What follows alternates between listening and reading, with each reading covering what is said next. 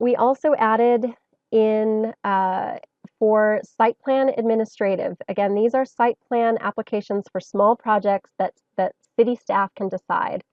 We added a requirement that they get posted on the web. So in essence, what this really means is that these site plan administrative are available to look at using the Posse system in Albuquerque, which I've provided the link here too. Mailed notice, the second column that you see here is required for these temporary windows and for wireless telecommunication facilities, which are those cell towers.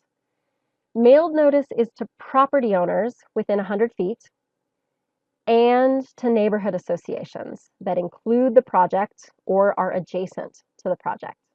And if I wanted to know where does the IDO say that, I would look here at the top of that column and I see that all the notice is explained in section 6.4J in the Integrated Development Ordinance.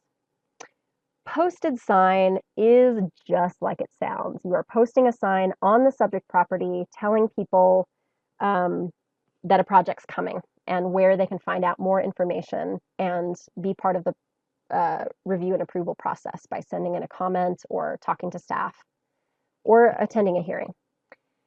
The change in the posted sign is that it now has to be up through the appeal period. So I'm looking at you, developers. Your sign can't come down when you get an approval. It has to stay up for the full 14 days after you get your decision so that the folks around can participate in an appeal if they would like to. The email notice is to neighborhood associations, either that include the project or are adjacent, meaning across the street or abutting. And I don't know if I say it later, so I'll say it now. Another change from 2019 is that we said, well, let me take a step back.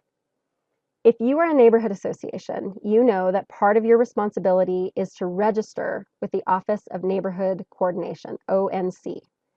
And part of your application materials include who you're going to designate as your 2 official representatives, right? They're the ones responsible for getting all the notice and distributing it to your membership to let people know what's happening and to the larger neighborhood, hopefully.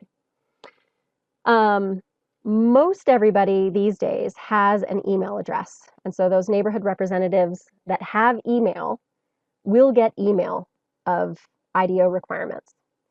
If in ONC you do not give them an email address, then you will get the mailed notice.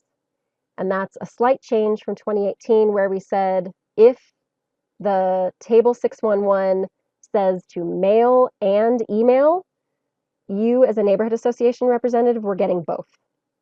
Now, you will only get email if you have registered your email with ONC. You will only get mail if you did not give an email address to the Office of Neighborhood Coordination.